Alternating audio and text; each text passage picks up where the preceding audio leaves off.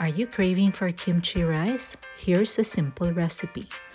Leftover meat, spring onion, kimchi, and then saute them.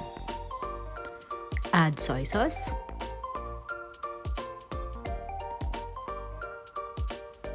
have some sugar, and you may slice the kimchi if you want.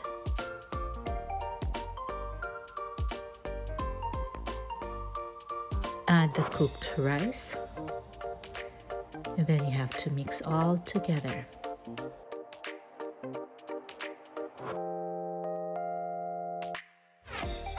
Once transferred into a bowl, top it with egg. Though she doesn't mind cooking it after kimchi rice is cooked, so there you go. Top with sunny side up egg and sesame seeds. Enjoy!